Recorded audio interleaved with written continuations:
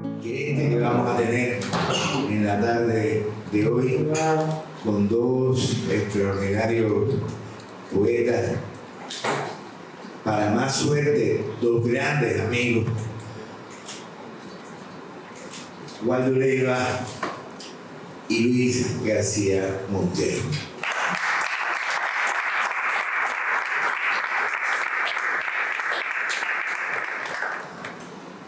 Para conducir esta lectura de poemas contamos con otro buen amigo, muy conocido de todos, el extraordinario editor, poeta, ensayista Norberto Codina.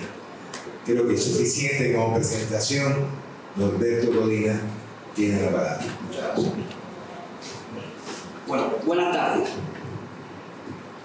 El otro día, hablando con Waldo, recordábamos que hace unos 10 años en la Gaceta de Cuba publicamos una entrevista que él le hizo a Luis.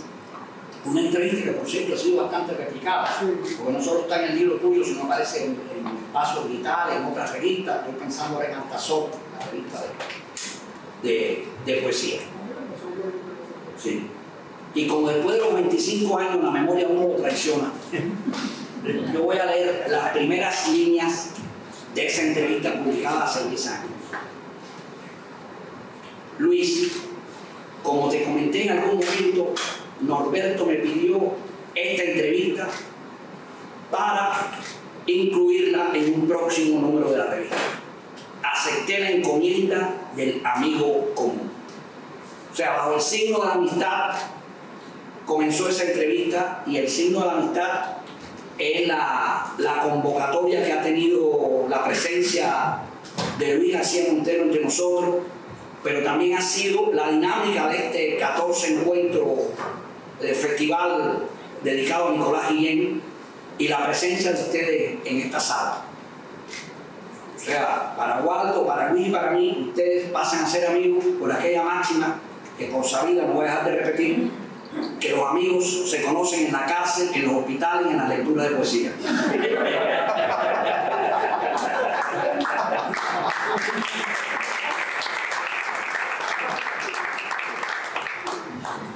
Y estas palabras de Waldo justifican en parte que los acompañan en la tarde de hoy.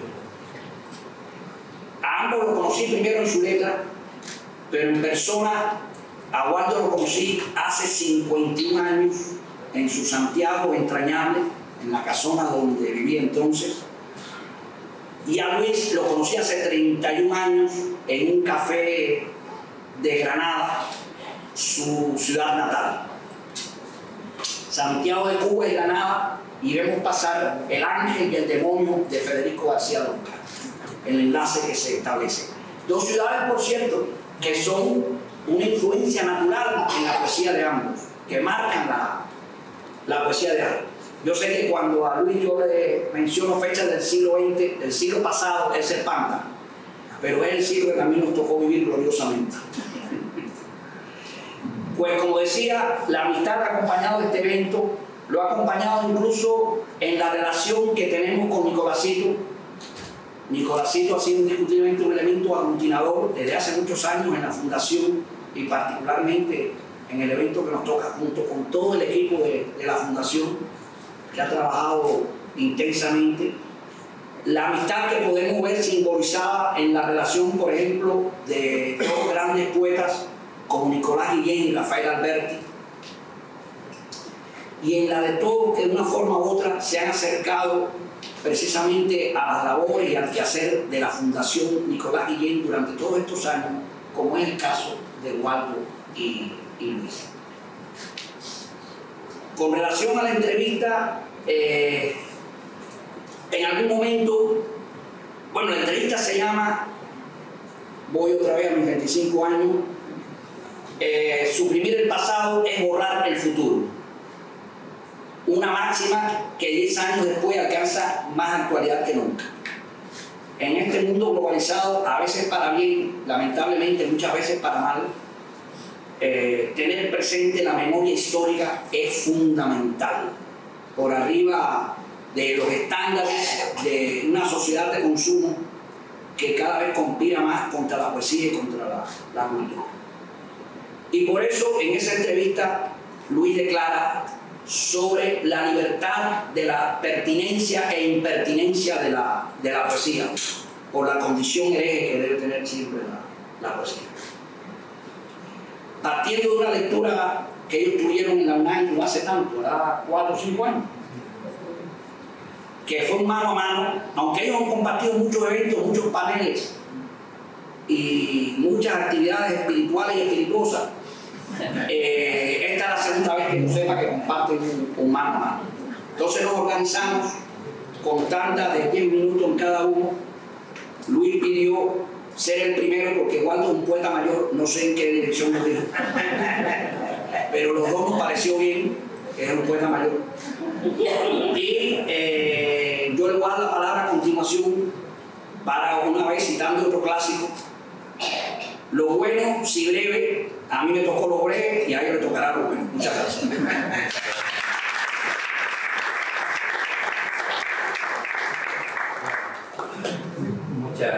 Sin extremismo. Muchas gracias. La verdad es que para mí es una alegría estar aquí otra vez en La Habana y quiero agradecer la presencia del ministro. Muchas gracias. Del embajador de España.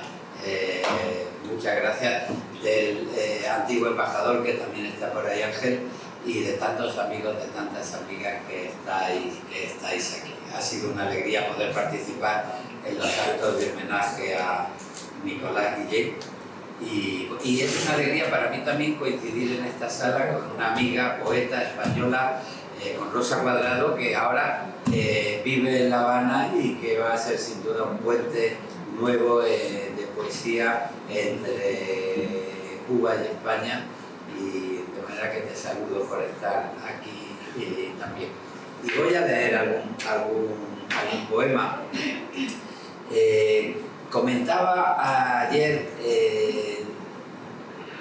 que yo venía de México, que había estado dando una conferencia en el Ateneo Español sobre el exilio, porque se celebran ahora los 85 años del exilio español, teniendo como motivo la llegada del Sinaya, el barco lleno de refugiados exiliados españoles a Veracruz. Pero un par de años antes, no en el 39, sino en el 37, el Lázaro Cárdenas y su mujer socorrieron a los niños españoles que estaban siendo bombardeados en la guerra civil. Se fletó otro barco, en este caso un vapor francés, y fueron recogidos en Morelia unos 450 niños que salvaron de los bombardeos que estaban sufriendo por la aviación fascista, el franquismo, el nazismo, el fascismo de Mussolini, pues estaban llevando a cabo la guerra contra la República Española y estaban bombardeando las ciudades, estaban muriendo muchos niños y hubo este proyecto de recogerlos en México, y un poco más de 450 niños, llamados los niños de Morelia, pues fueron recibidos, cuidados en la ciudad de México. Bueno, y yo lo leí como homenaje a la hospitalidad mexicana frente a la España agredida por el golpe de Estado de 1936, pero lo leí también porque, una vez más, insisto, la mejor manera de comprender el presente es recordar el pasado. Y ahora que estamos viendo cómo día a día se bombardea Palestina y hay tantos cientos, miles de niños que son asesinados impunemente, pues yo me acordé de la solidaridad mexicana que salvó a estos niños de bombardeos como los que se están produciendo hoy.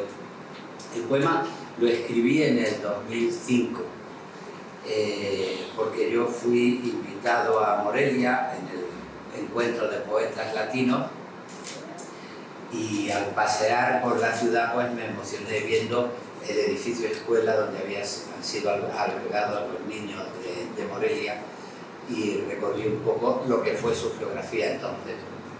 En el poema aparece la fecha en la que lo escribí, en 2005, pero yo lo cambié en la lectura por un alejandrino, o 2024, porque realmente lo que me conmueve en este poema es que hoy esté ocurriendo lo mismo y haya tanta falta de solidaridad internacional para salvar la vida de tanto inocente en los bombardeos de Palestina. Bueno, soy cobarde, pero también mantengo la dignidad. Procuro no vender la sonrisa que los fuertes esperan. Por eso corro hasta mis versos como el niño que huye hacia su cuarto cuando empiezan los gritos de la casa. Me duermo y amanezco. Ya da el sol en las piedras de Morelia. Me levanté muy de mañana a caminar las calles de una ciudad que ha sido ese recuerdo en el que nunca estuve. Tampoco estuve nunca en el Madrid bombardeado, pero crecí mientras buscaba una verdad en la memoria. Más que la tierra limpia, me emociona el paisaje de cultivos, la piedra que las manos edifican, paredes que comprenden un relevo de vidas cotidianas, de cuerpos, de murmullos, de tacones que bajan la escalera, de peldaños que corren hasta el sótano antes del bombardeo.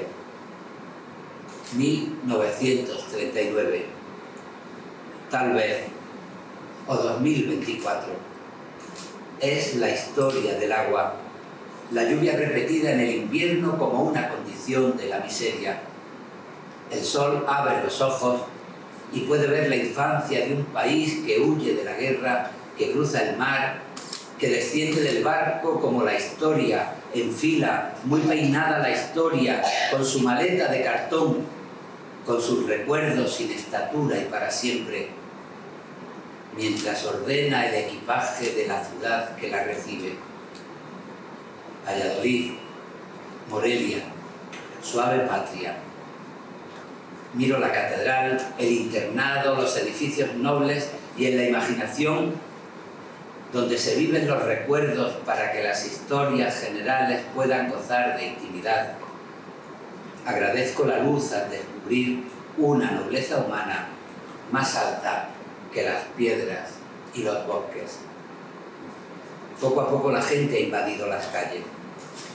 Estoy acompañado y solo en una plaza de Morelia, pero siento que corro hasta mi habitación, siento que me refugio de los años, del agua, de la muerte, de todo aquello frío y desarticulado como un juguete roto que me fue separando de la infancia. Leo otro poema que se titula Primer día de vacaciones y es una intuición personal de la muerte y una invitación a la vida y a la resistencia.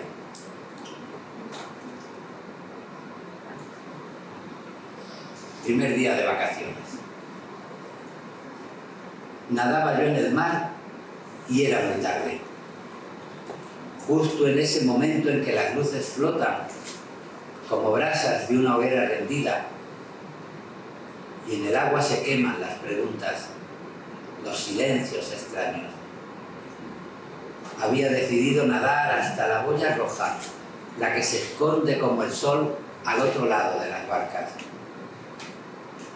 Muy lejos de la orilla, solitario y perdido en el crepúsculo, me adentraba en el mar, sintiendo la inquietud que me conmueve al adentrarme en un poema o en una noche larga de amor desconocido. Y de pronto la vi sobre las aguas. Una mujer mayor, de cansada belleza y el pelo blanco recogido, se me acercó nadando con brazadas serenas. Parecía venir del horizonte. Al cruzarse conmigo, se detuvo un momento y me miró a los ojos. No he venido a buscarte, no eres tú, todavía. Me despertó el tumulto del mercado y el ruido de una moto que cruzaba la calle con desesperación. Era media mañana, el cielo estaba limpio y parecía una bandera viva en el mástil de agosto.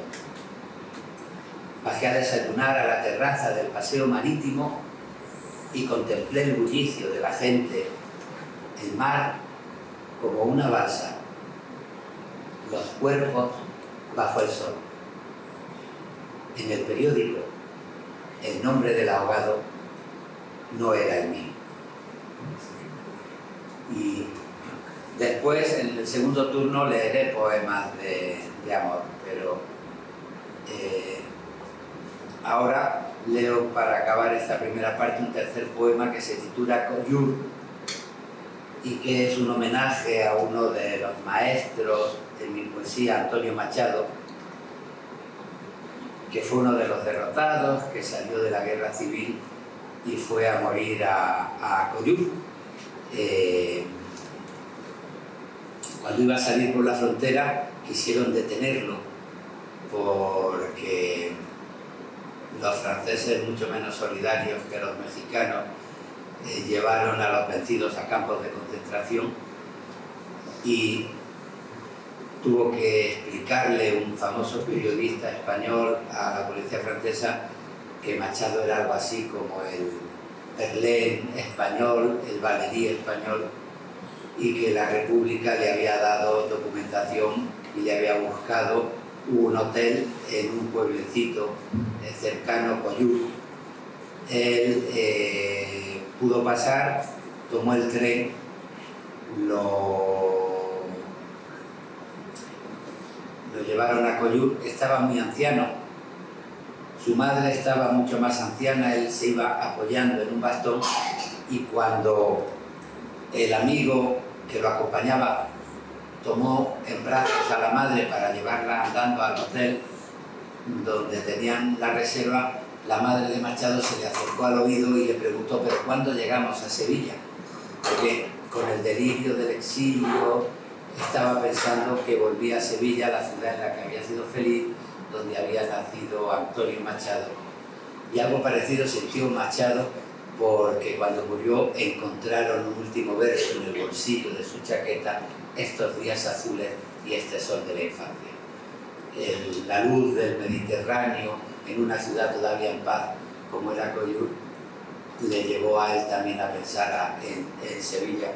Y yo fui a participar en un homenaje a Antonio Machado en Coyur, acompañando a un poeta muy amigo, mayor, Ángel González, y escribí este poema dando cuenta de aquel viaje y de mi homenaje a la República y a maestros como Antonio Machado. Coyur, un rincón en el mundo detrás de una frontera, o detrás de los años y los amaneceres con la esquina doblada, como la página de un libro, o detrás de las curvas de una guerra. Se conmueve el camino a la orilla del mar, parece un látigo en el aire de febrero lluvioso. Cuando baja del coche, Ángel González duda, pone sus pies heridos en la historia y sube muy despacio, entre muros franceses y casas repintadas con el azul de los veranos, hasta llegar al cementerio. Lo que nos trae aquí no es el sol de la infancia.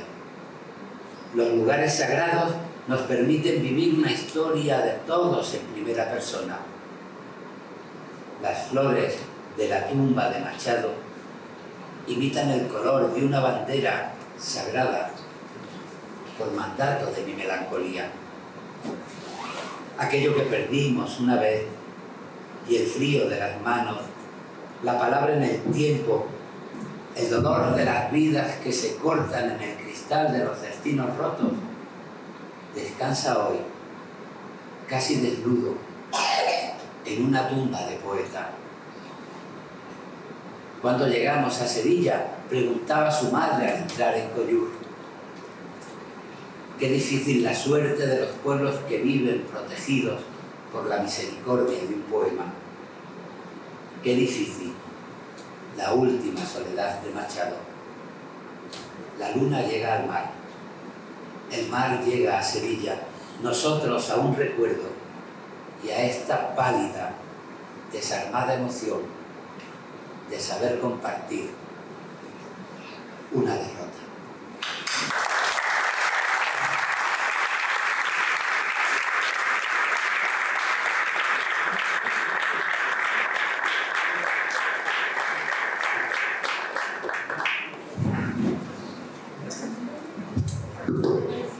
Bueno, para mí también es un honor enorme compartir esta mesa con Luis, estar aquí con todos ustedes, con el poeta y ministro de Cultura Arpidio, con el embajador, el ex embajador, con mi hijo, con mi esposa, con mi nieta, con todo el mundo aquí. Me parece que es una maravilla y sobre todo agradecerle a Nicolásito no solo que haya convocado este evento, sino agradecerle, como decías tú, que es un aglutinador permanente, un incansable promotor de la cultura. Y además estamos bajo la sombra o la luz de Nicolás Guillén, así que vale la pena estar aquí.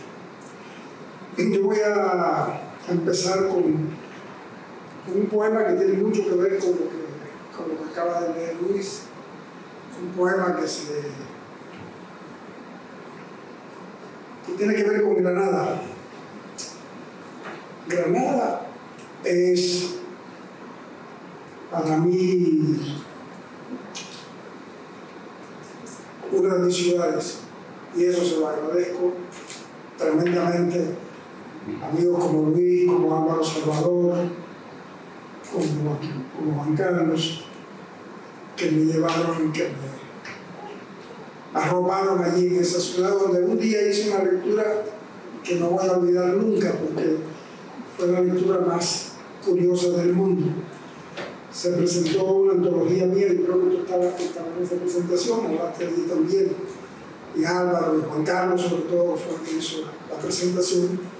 Y cuando me tocó leer, yo leí el primer poema y de pronto un amigo del fondo dice: bueno, si se permite pedir, yo quisiera que leyeras tal poema. Y dije: ah, bueno, claro. Y lo leí, pero inmediatamente otro: bueno, si se permite pedir, yo pido también. Y hice una lectura prácticamente a la carta, ¿no? Me iba pidiendo, fue muy hermoso, que nunca más me ha pasado, pero fue en Granada. Este poema se llama Balcón de la Memoria, volvemos de nuevo a no renunciar a la memoria. Está dedicado a Luis García Montero y por supuesto también a un gran amigo de la época que murió demasiado pronto, Juan Puma. Será un día de los años 90 y fue a Granada. Sentado en un café de Plaza Nueva observaba la lluvia que llegó de pronto a la ciudad. Las aguas bajaban las empedradas calles del Albaicín y la cuesta que subía hasta la Alhambra. Buscaba cauces mutilados para llegar al Darro o al Genil, dos ríos enjaulados que fueron alguna vez torrentes impetuosos, donde se lavaron el rostro ciertas vírgenes y bebieron hombres y caballos. Me veo allí desde este balcón de la memoria. Tengo el pelo gris y he perdido otra vez mi chaqueta de cuero. Cuando cese la lluvia, en busca de su hija pasará el poeta. Tendrá aún su cara de adolescente eterno. Será dueño de una voz definitiva, pero ignorará que existe un viernes entrando y saliendo desde un tiempo diferente, un tiempo resentido y amargo, días rotos por trompetas heridas, por torpes saxofones asmáticos y guitarras clandestinas. Tiempo donde no le será posible tachar canciones. También él, que ya era mi amigo, buscaba con angustia la verdad en las horas inciertas por los merenderos de septiembre o en las breves colinas del Genil, por las que anduvo Alberti disfrutando las quintillas silvestres del cante de poeta. Lo vi perderse mientras los restos de la lluvia se escapaban hacia la tarde y aparecían en Plaza Nueva aquellos niños bien, ingleses, alemanes, franceses, jugando a ser mendigos con sus enormes perros de raza y su mirada altiva y despreciable. Pocas veces vi caer la lluvia en Granada y Almería. Subiendo a Órgiva, vi cómo se despeñaba borrando las laderas y los pueblitos blancos, alimentando el cauce menguado de los ríos, mojando los almendros florecidos, deslizándose hacia el valle por el antiguo mapa de las acequias trazado por los árabes. La lluvia es ya memoria. Un segundo café marca otro tiempo. Una noche de agosto en Torbiscón, ese quebrado pueblito de montaña, anclado más allá de la margen izquierda del río Guadalfeo, en cuyas breves aguas descubrí, sin sorpresa, una entrañable analogía entre el perfil de un ángel y una foto perdida de mi padre. La seda, la memoria de esa noche. Cantaban los poetas en la casa de Carl, el maestro del pueblo. Bebíamos el vino rojo de las altas bodegas de Cuatro Vientos.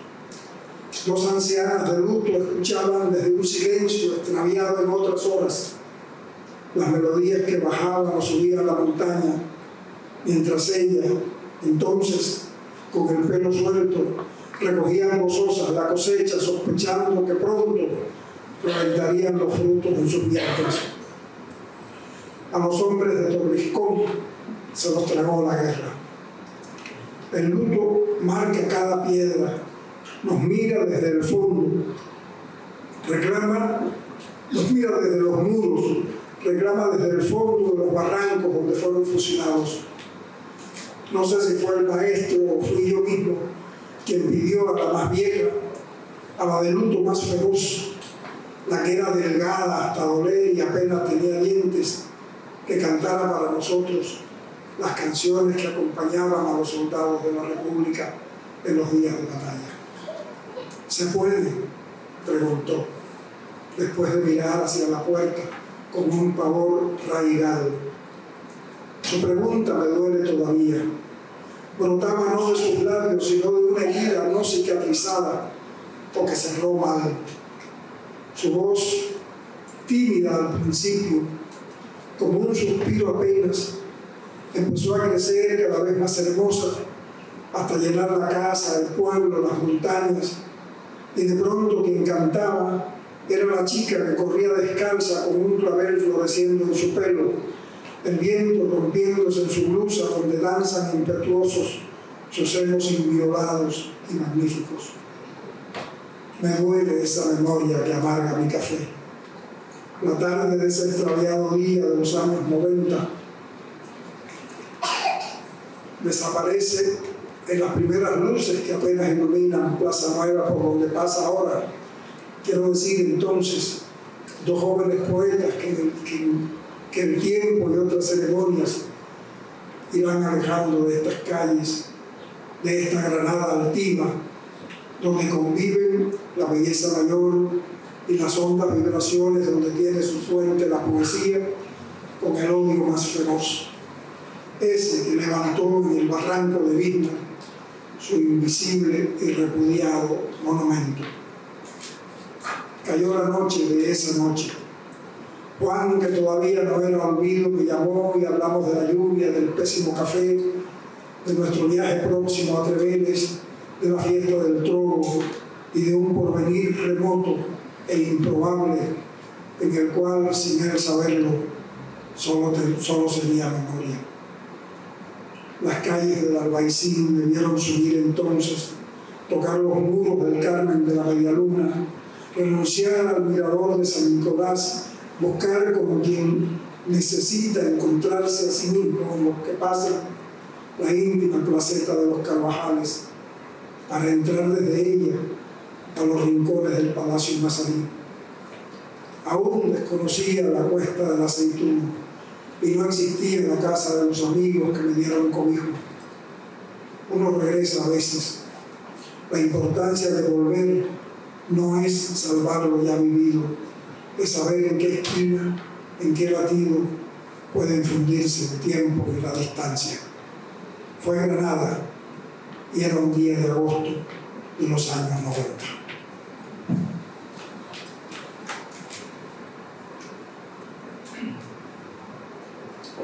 Como se dieron cuenta, los que conocen la poesía de Luis, hay varios versos de él que están incluidos y forman parte del discurso del poema. Y voy a terminar con esta primera parte con un poema que se llama Días de Pandemia, escrito en México. México también ha sido un lugar entrañable para mí, para Margarita.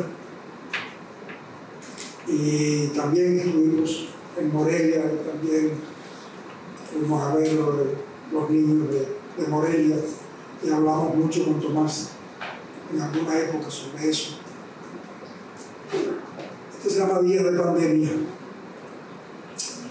Ese otro día de abril y 2020, enfermo el mundo, en colapso el planeta. Dentro de pocos días, en medio de esta nueva pandemia universal, voy a cumplir 77 años. En la mañana de hoy, frente al balcón de casa, desde una calle vacía, subió hasta nosotros en las notas quejosas de un trombón de feria la entrañable melodía Bésame mucho. Las escalas se sucedían con torpeza, naciendo de los dedos de un músico ambulante expulsado por el virus del centro de la ciudad. Silvio estaba en silencio en la sala de casa. Mi mujer bebía su vodka con naranja y yo un añejo dorado de la tierra. 77 años no son pocos. Cuántas muertes y resurrecciones acumulan. Murió el niño que fui, el joven que soñaba con ser primera base e inventaba guitarras en un lomo de agua, mientras quemaba su inocencia en un fogón a leña o cultivaba frutos en estancias de otros.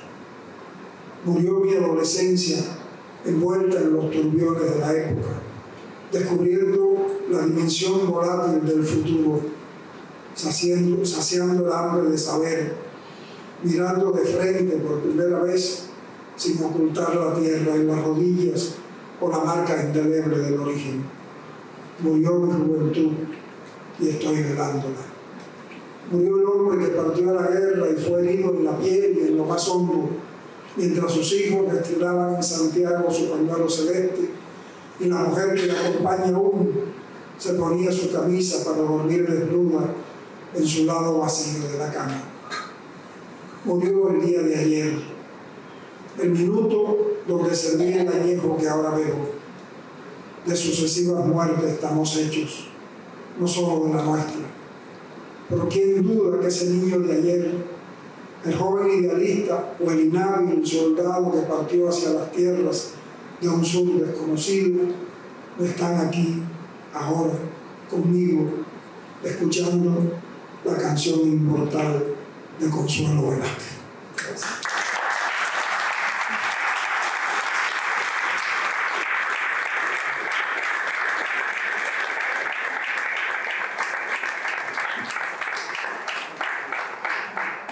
La verdad es que siempre es un gusto coincidir con Waldo y leer poesía con él, leer su poesía. Granada, Madrid, La Habana, México, Morelia.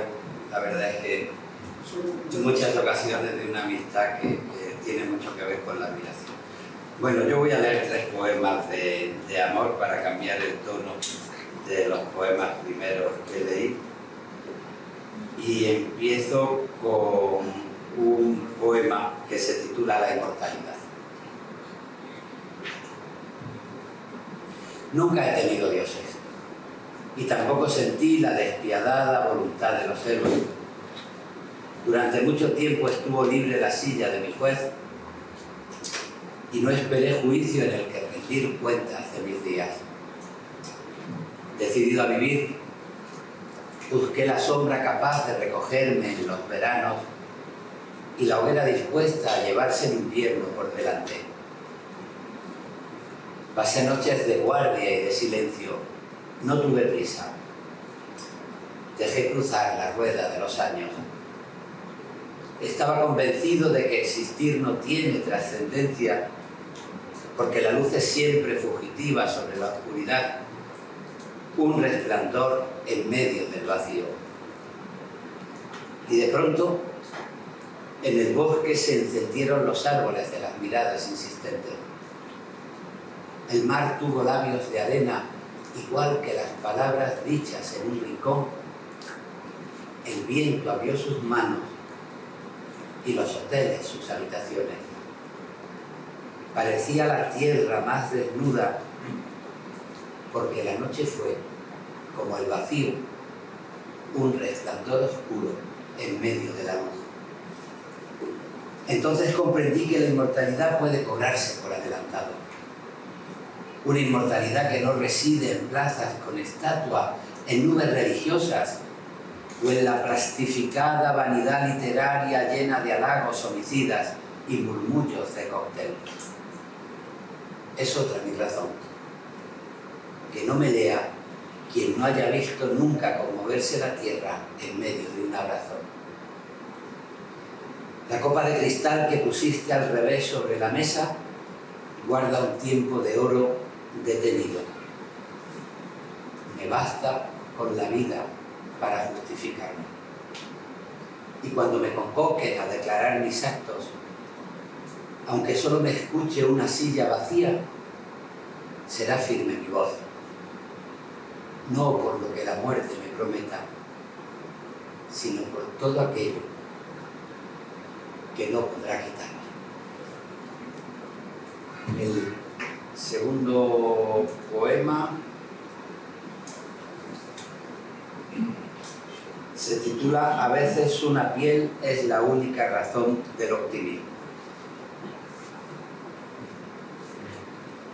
Debería llover y hace falta ser lluvia, caer en los tejados y en las calles, caer hasta que el aire ponga ojos de cocodrilo, mientras muerde la tierra igual que una manzana, caer sobre la tinta del periódico y caer sobre ti, que no llevas paraguas, que te llamas María y Almudena, que piensas como abril en hojas limpias bajo el sol de mayo.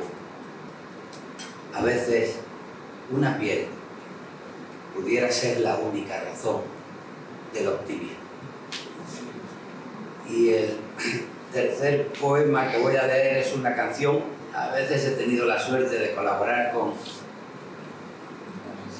con cantantes, amigos, Miguel Ríos, Joan Manuel Serrat, Joaquín Sabina, y si está por aquí, voy a leer una canción que escribí para Joaquín que se titula Nube Negra. Pero bueno, yo quiero dar las gracias una vez más, brindar por tanta amistad. Y bueno, como estamos en esta casa que él dirigió y nos ha reunido Nicolás Guillén, pues voy a robarle para el brindis una cosa que me encantó la primera vez que leí. Brindo para que esto se repita y porque aunque ya sea el bodegón, nunca deje de ser la bodeguita. Que nuestra amistad, por mucho que vaya siendo un bodegón, nunca deje de ser la bodeguita. Nube negra. Cuando busco el verano en un sueño vacío, cuando te quema el frío si me coges la mano, cuando la luz cansada tiene sombras de ayer, cuando el amanecer es otra noche helada, cuando siento piedad por sentir lo que siento, cuando no sopla el viento en ninguna ciudad, cuando ya no se ama ni lo que se celebra, cuando la nube negra se acomoda en mi cama, cuando juego mi suerte al verso que no escribo, cuando solo recibo noticias de la muerte, cuando corta la espada de lo que ya no existe, cuando deshojo el triste racimo de la nada, cuando despierto y voto por el miedo de hoy, cuando soy lo que soy en un espejo roto, cuando cierro la casa porque me siento herido, cuando es tiempo perdido preguntarme qué pasa, solo puedo pedirte que me esperes al otro lado de la nube negra, allí donde no quedan mercaderes que venden soledades de Ginebra, al otro lado de los apagones, al otro lado de la luna en quiebra, allí donde se escriben las canciones con humo blanco de la nube negra.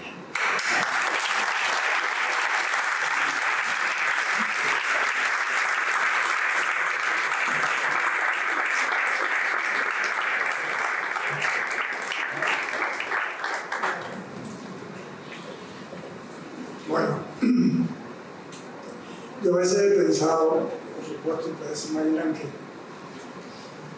la poesía de Luis ha sido siempre un referente, está ahí junto conmigo siempre. Pero yo siempre he pensado mucho porque hay varios puntos de contacto en la manera en que abordamos la poesía, ¿verdad? Y entonces, que es rarísimo, porque ni la geografía física ni la social tienen nada que ver entre tú y yo, ¿no? Es decir, es muy curioso, sin embargo, la sensibilidad, el sentimiento y el amor por la poesía, pues sí permitió confluir. El lado izquierdo contribuye también. Y el lado izquierdo también contribuye. Yo pienso que sí. Y entonces, bueno, yo me siento muy cómodo también. Yo sé que a Pido seguramente le pasa lo mismo acá en un grupo de poetas nuestros, leyendo a Luis, porque Luis es un poeta que no renuncia nunca ni a la métrica, ni al ritmo, ni a la musicalidad del poema. Y eso para mí es esencial. Yo creo que él me decía un día, cuando hablábamos de la diferencia que puede haber entre la poesía y la prosa, también el novelista, porque me contaba una historia curiosa. Su primera novela se la dio al portero, y el portero la leyó y le preguntó, y él le dijo, sí, está bien, no dijo nada más. Cuando leyó la segunda y se la volvió a ver, el portero le dijo, esta sí. Quiere decir que había. Entonces yo decía, bueno, Luis, ¿cuál es la diferencia? Entonces me decía, mira, es muy simple. El poeta canta y el narrador cuenta. Si eso se pierde la esencia exacta de lo que se basa en ese sitio. Bueno, yo también voy a leer algunos poemas de amor, pero antes de leer esos poemas de amor quisiera leer un romance que está inédito hace muchos años. Lo escribí en México uno de esos días. Nosotros hemos pasado por momentos duros, no digo los cubanos, sino los del lado izquierdo de todo el mundo, ¿no? Y este es un soneto de un romance que tiene que ver también con el color violeta, que a ti te interesa mucho. Se titula El leve color violeta, un leve color violeta. Hace poco vi que el aire era de color violeta y quise encontrar de pronto mi infancia, pero la tierra me devolvía un olor tan ocre como la ausencia. La memoria es una sombra que finge ser verdadera y nos construye recuerdos y nos llena la cabeza de historias que no son ciertas, pero que necesitamos, porque la vida sin ella se vuelve muy aburrida y nada vale la pena. El aire tiene su estirpe, aunque quién puede negarle que no sea en el poema. Por ejemplo, la aventura en la que el hombre se empeña sin medir tiempo ni riesgos resulta tan pasajera y a veces tan sin sentido, que es mejor dejarla quieta en esa sombra que finge ser memoria. Otra respuesta tal vez resulte más justa, pero yo reto a quien pueda demostrarme con los hechos que no es solo una quimera. Puede parecer, es cierto, que lo que digo recuerda la voz herida de un hombre que se acerca a la frontera y empieza a pasar revista de lo que fue, mientras piensa que el porvenir anunciado fue tan solo una leyenda. No es que renuncie a los sueños, es que hay sueños que te dejan como colgando del aire, perdidos en una esfera donde poco puedes ver, porque hasta la luz te ciega. Yo bien sé que la utopía no es tocable, pues se aleja mientras más nos acercamos. Tal vez por eso sea cierto, como esa línea intocable que el horizonte nos muestra, o ese azul que no es azul ni es cielo, aunque lo parezca. Alguien dijo, la aventura no es buscar. Hasta la senda existe si el peregrino la funde mientras encuentra el verde roto en las huellas que van dejando sus pies sin importarle la meta. Es cierto que ya estoy lejos de aquellas canciones nuevas, cuando todo parecía ser tocable, aunque exigiera que uno dejara la piel y el aliento sin reservas, porque tu piel y tu aliento eran parte de una idea a la que yo no renuncio, pero que a veces me deja un cierto sabor que duele, un latido que golpea en esa esquina del pecho donde la sangre alimenta con su rojo vulnerable la esperanza del poeta. Aunque se aleje la infancia, aunque los árboles tengan ausencia de nidos nuevos y no encuentren la respuesta, yo sé que el aire tendrá un leve tinte violeta. No importa que no sea cierto, es verdad en el poema.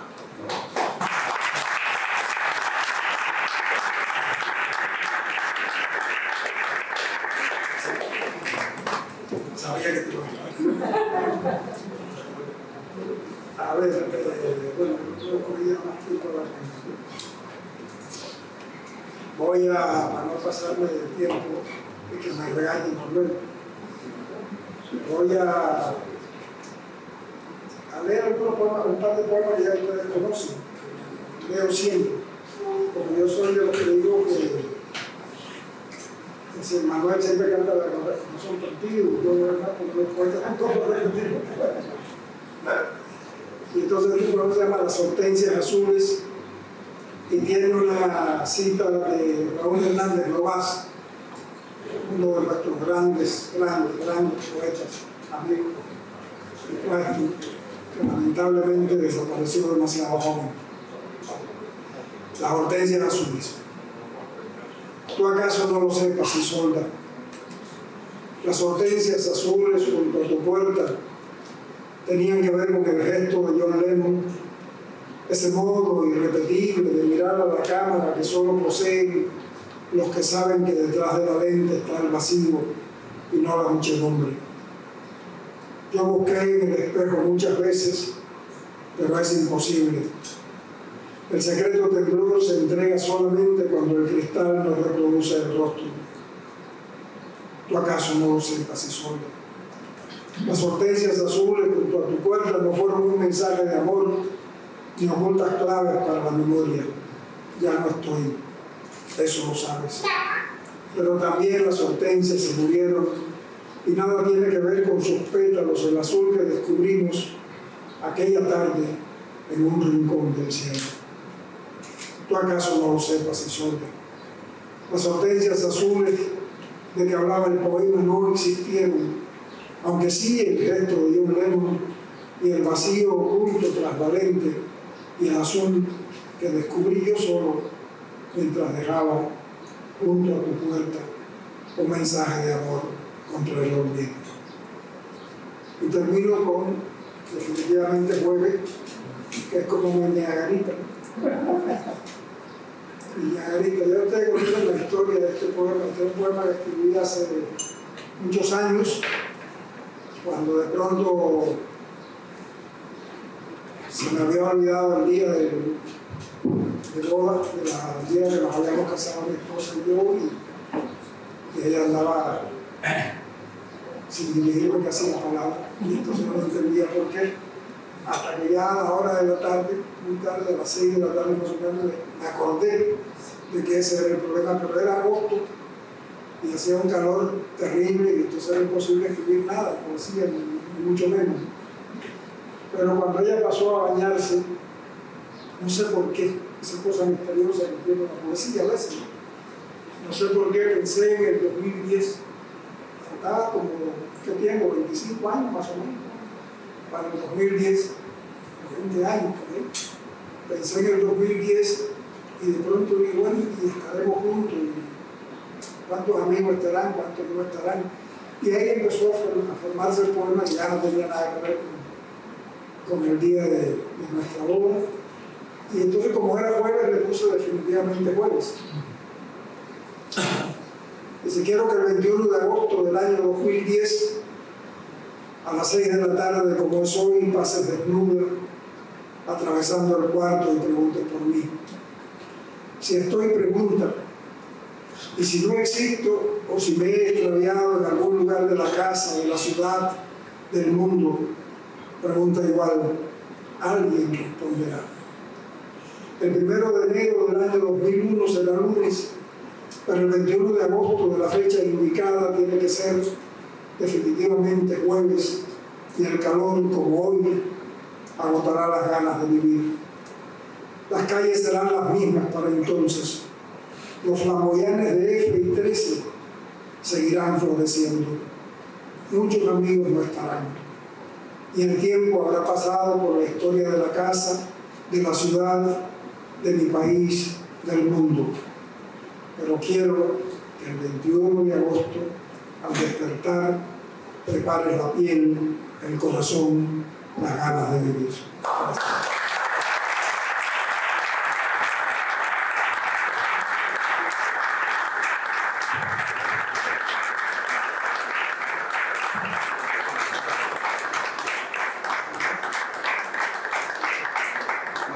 Reconocer que los dos se portaron muy bien y saben leer muy bien la poesía. Eso no es común en la escuela. Y Alpillo, Luis, Lucía, que están aquí presentes, y eso saben que eso no es común. Saben leer. Nicolás Guillén es un ejemplo de eso, así que creo que en eso también le estamos rindiendo tributo. Ahora, no sé si alguien quiera hacer algún comentario o alguna pregunta, ya que esto es una oportunidad de privilegio. Si alguien quiere comentar algo o preguntar algo. Nico, entonces te doy la palabra. No como mala, sino como anfitrión.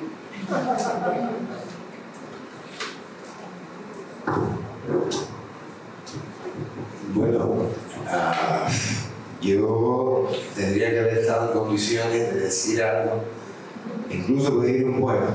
Lo pensé por la mañana, me puse a leer el último libro, penúltimo libro de Luis, me lo había regalado ayer y hoy me desperté con voluntad de leer poesía. Y leí un poema que me encantó, tenía que prometer, me hice la intención de traer el libro para que lo compartiera con ustedes, porque es un poema que deja un sabor muy grato en la boca, porque seguimos, pese a todo, seguimos. Y quería que lo leyera, pero bueno, como ya mi mente está fallando, cuando salí para acá, pues no se lo dije a la única razón que me rodea, que es Maribí, pues se me quedó. Así que otra vez será, otro día leerá Prometeo. Igual lo tiene un poema que es de un libro que me maravilla mucho, La cuña en la piedra, que no me canso de escuchar. Tendrán que volverse a ver, no sé si en Madrid, en La Habana, en alguna parte, volverse a unir para leer y convocar la magia, porque es lo que ocurre cuando ustedes dos se ponen a leer. Les agradezco mucho a todos que hayan venido. Espero que hayan disfrutado tanto como lo he disfrutado yo y que en 2 años nos volvamos a encontrar para recordar a Nicolás Guillén, un gran poeta de este país. Muchas gracias.